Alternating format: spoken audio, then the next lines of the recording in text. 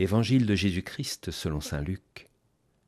En ce temps-là, Jésus disait à ses disciples : « Je suis venu apporter un feu sur la terre, et comme je voudrais qu'il soit déjà allumé, je dois recevoir un baptême, et quelle angoisse est la mienne jusqu'à ce qu'il soit accompli. Pensez-vous que je sois venu mettre la paix sur la terre ? Non, je vous le dis, mais bien plutôt la division, car désormais 5 personnes de la même famille seront divisées, 3 contre 2 et 2 contre 3. Ils se diviseront, le père contre le fils et le fils contre le père, la mère contre la fille et la fille contre la mère, la belle-mère contre la belle-fille et la belle-fille contre la belle-mère. » Je dois dire que l'évangile d'aujourd'hui fait partie de ces paroles de Jésus très dérangeantes, ou du moins paroles qui peuvent nous laisser dubitatifs. Jésus ne dit pas « Je suis venu mettre la paix sur la terre », mais bien « Je ne suis pas venu mettre la paix, mais la division. Je suis venu apporter un feu ». Nous avons l'habitude d'imaginer et de voir Jésus comme le prince de la paix, celui qui réconcilie, celui qui unit et qui console. Et ça, tout ça, c'est vrai. Il est vraiment tous ces qualificatifs. Mais ici, Jésus révèle un autre visage de sa mission. Il vient allumer un feu et ce feu divise. Alors, qu'est-ce que c'est que ce feu ? Qu'est-ce que ça signifie et pourquoi divise-t-il ? Ce feu, et c'est d'abord la fonction essentielle du feu, il purifie.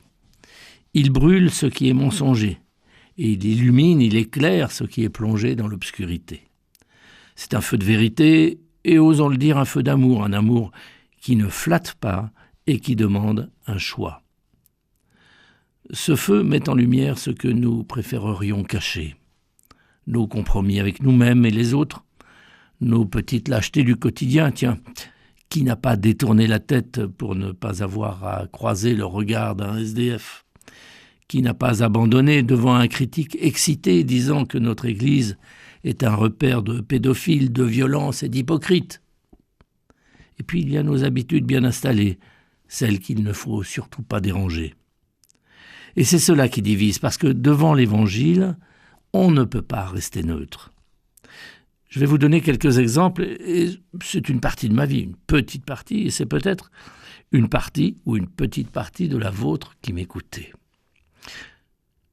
Une jeune femme se retrouve enceinte et se pose la question horrifiante de savoir si elle va garder l'enfant qu'elle porte.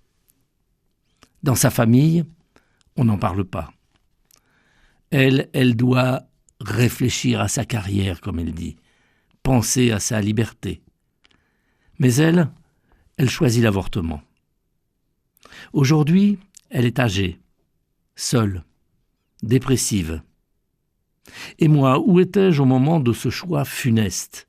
Où étaient mes paroles de vie, mes encouragements ? Ma foi était-elle trop fragile pour s'imposer ? Un autre exemple, un salarié découvre une malversation dans son entreprise. Tout le monde ferme les yeux, mais lui, il choisit de parler. Il démissionne après un épisode intense de harcèlement insupportable.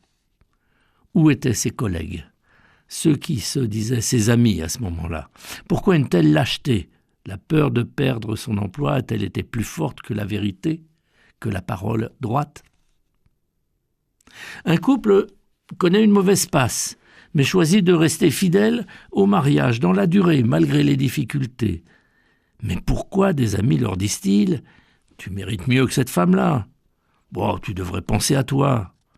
Tu perds ton temps avec ce type. » Mais ils ont tenu bon, ils ont choisi l'amour et la fidélité à leur sacrement. Ils n'ont pas cédé à l'émotion passagère.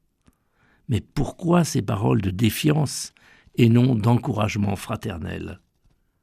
Ce sont ces situations que Jésus annonce.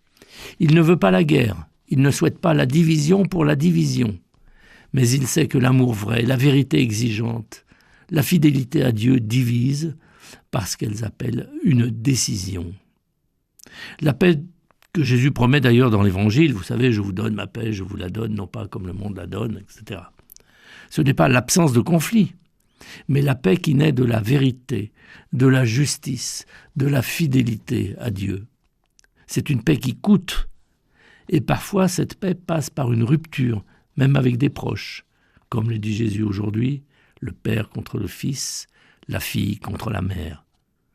Non pas qu'il faille renier nos proches, mais il arrive que par fidélité à l'Évangile, nous soyons appelés à aller à contre-courant, même au prix de l'incompréhension ou de la solitude. L'Évangile du jour était commenté par Gérald de Privé, diacre permanent au service du diocèse de Nantes.